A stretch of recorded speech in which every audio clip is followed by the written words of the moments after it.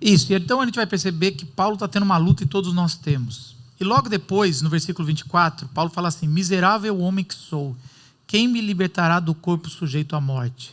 E a gente vai ver uma frustração de não ser em si mesmo suficiente. Essa é a segunda coisa, por que a gente foge do nosso CID? Ou por que a gente foge de procurar ajuda? Porque dói. Dói demais. E a gente tem que tomar cuidado aqui, porque por um lado, a gente aqui tenta fazer com bom humor, para o negócio, para vocês assimilarem, né? Assim, não dá para ser chorando, daria, mas não é legal, não é a gente. Então a gente faz meio brincando algumas coisas, mas doeu. E a gente só está aqui porque agora já parou de doer. Mas tem muita gente que ainda está fugindo porque dói. Ser limitado, saber que não consegue, isso dói. Isso dói porque teve gente que perdeu o casamento, porque não conseguiu mudar. Porque, na verdade, não muda. Então, aquele cara que é muito estourado, e aí, é muito interessante isso, eu recebo muito em gabinete, o cara é estourado, grita, e aí vem, e aí ele, depois de alguns minutos, ele vira um docinho, um mel. Parece que muda a pessoa. E aí a pessoa fala, eu prometo, eu não vou mais estourar, eu não sei o quê, mas a pessoa, ela tem não, além de um problema também espiritual ou moral, mas é um problema químico. E a pessoa, ela vai, então tem gente que perdeu o emprego dos sonhos, estava no emprego, mas porque não conseguiu fazer o processo ali, porque tem limitações, não faz. Tem gente que perdeu uma igreja que cresceu, mas que falou demais e saiu, teve que sair. Tem gente que perdeu tantas coisas que doeram, que dói só de lembrar, e que no fundo, a gente depois, reformulando, vai jogando culpa no processo, nos outros. Mas lá no fundo, a gente sabe que é uma limitação nossa, nós não conseguimos fazer o básico naquela área. Em outras a gente é muito bom. Isso dói. E é por isso que a gente precisa estar falando sobre isso. Dói. Descobrir as nossas limitações dói. E se você deixar, e se você ficar só alimentando com as suas limitações, isso te puxa para o fundo do poço, você não sai mais. Esse é um cuidado que tem que ter.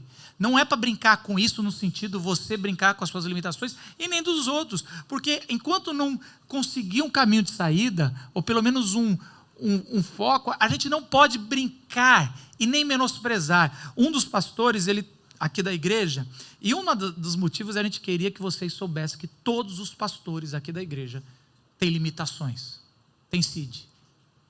E tudo bem, a gente quer, isso ajuda a gente, vocês terem mais misericórdia com a gente. Então, eu lembro de uma pessoa que chegou e falou assim, eu não vou mais frequentar, nem era aqui, eu era pastor de uma outra igreja, porque o pastor passou por mim no shopping e não me cumprimentou. Eu falei, eu nem vi. Eu não tenho esse foco assim que eu percebo. Primeiro que eu sou cego de um olho. Segundo que você deve ter passado na esquerda, eu não vi. E segundo que eu não estava prestando atenção nisso, estava com foco em outra coisa. Então, assim, esse jeito da gente falar é para ter um pouco de misericórdia com a gente. Outra coisa, mas, Marcos, eu não gostaria de ter um pastor tão zoado como você é. Ok, tem outras igrejas que você vai encontrar pastores com outros CIDs, que você vai se adaptar melhor. Porque isso é legal, isso é importante você saber que isso faz parte de todo mundo. Não existe super-herói. Não existe super-herói. Então a gente está nesse processo. Isso dói. Só que você não pode ficar abraçado nessa dor. Você não pode, eu nasci assim, eu vou morrer assim. Essa dor te leva para o poço e você tem que superar, mas ela tem que ser enfrentada. Ela tem que ser enfrentada. Eu tenho uma dor que a minha mãe pediu para eu não contar, mas eu preciso contar porque ela é muito boa. Ela é muito boa. O fato de eu ter esse problema de eu ler uma coisa, eu comecei logo que eu fui alfabetizado, eu lia, e quando eu lia na minha cabeça, eu lia bem. Quando eu ia ler em público, eu tinha uma aceleração de pensamento que eu queria adivinhar a palavra, e por isso eu errava a linha, e eu não conseguia ler em público. Até hoje, quem lê são os pastores aqui do meu redor, eu não leio. É uma limitação que eu tenho, que eu travo, eu começo a falar, estou indo mal. E aí minha cabeça vai pensando, você está lendo mal, e daí eu paro de ler, porque eu não consigo, eu vou travando. Minha mãe, como era pedagoga, e eu amo ela, já perdoei ela, então não precisa ficar com raiva dela, ela é maravilhosa, melhor mãe que eu já tive. Não trocaria ela por ninguém. A minha mãe, como era pedagoga, quando ela me viu no 3º ano, alguns sabem dessa história, ela chegou e falou assim, eu vou ajudar ele precisa ser alfabetizado, ele foi mal alfabetizado, escola pública, ele precisa ser melhor alfabetizado. E ela fez uma coisa que eu acho que eu sou o único no Brasil que teve, eu repeti um meio do ano. Ela foi na escola e falou, não tem como voltar o meu filho para o 2º ano no meio, em julho? Então, e ela, a diretora falou, aí você tem que assinar, porque isso aí eu nunca vi. Ela assinou e ela voltou, imagina eu voltando em agosto, um ano antes. E meus amigos de classe, o que aconteceu? Eu voltei, eu repeti o meio do ano. Você estava na terceira rindo, né? série. Mas pode rir. Antigamente doeria isso, a risada sua. Mas hoje não dói, não. Mas me atrasou muito na vida. E eu era uma criança de 8, 9 anos e aquilo travou, porque os meus amigos ficavam assim, meu, você volta, você consegue repetir. Isso é um fenômeno, Marcos. Vocês me chamaram de fenômeno. Você repetiu no meio do ano. Em vez de você voltar na terceira série, no segundo semestre, você voltou no segundo semestre do segundo ano. No meio do ano. E aí, eu não fiz isso por querer, mas eu fiz alguma coisa dentro de mim. Foi interessante que eu tirei 10 em todas as matérias.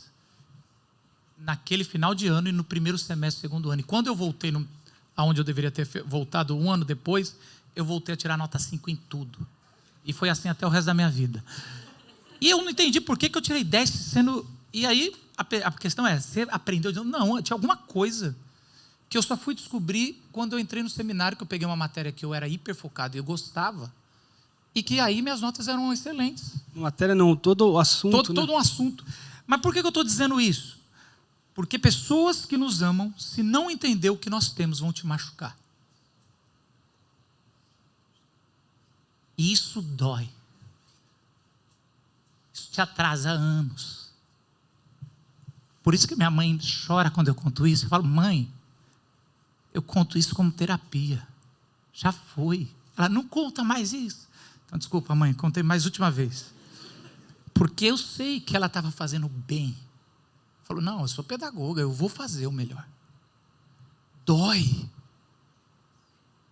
Uma outra história interessante, lá em casa eu sou pastor, meu irmão é pastor, meu pai é pastor, minha mãe é diretora de seminário. Pensa numa família que, quando senta para comer, só fala de teologia. Isso é uma delícia. Eu adoro comer na casa dos meus pais, porque a gente conversa de Bultmann, conversa de Calvino, conversa de todo mundo assim, que é um negócio natural. Só que tem uma irmã. Eu tenho uma irmã que ela não foi na área de teologia. Ela é doutora pela USP em línguas. Ela fala várias línguas. Ela hoje é a coordenadora da Universidade Mackenzie de Línguas. E uns 15 anos atrás ela ficava muito frustrada de sentar numa mesa onde ela não entendia o papo. Ela não se sentia parte da família. Não tinha com o que contribuir. Não tinha com o que contribuir. Eu lembro uma vez que ela começou a falar francês. Do nada. E a gente assim, mano, que menina louca. E aí ela... E depois de... O que está acontecendo? Eu lembro que foi um grito de socorro, que a gente não sabia. E ela estava assim, eu sei, eu tenho coisas muito boas na minha vida, mas nessa casa parece que não serve. Olha que doido, ninguém da minha casa chegou a ter doutorado, só ela.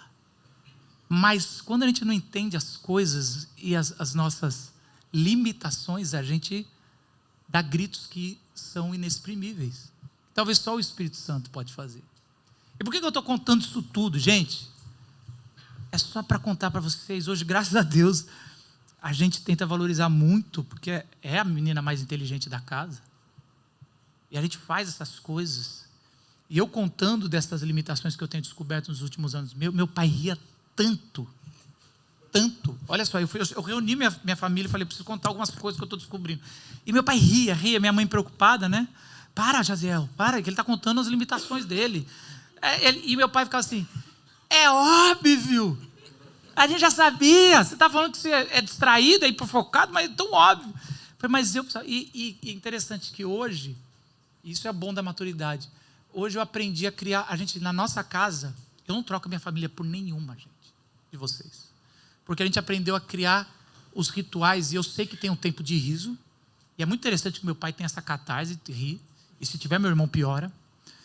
E aí depois acalma, e a gente fala assim, agora deixa eu voltar, porque eu preciso falar.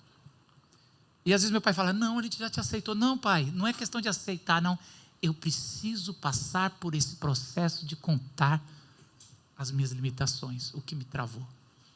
E aí a gente fala, eles falam, e é um tempo, uma liturgia religiosa, depois de uma catarse de riso. Porque faz parte. Eu não sei o processo da sua casa.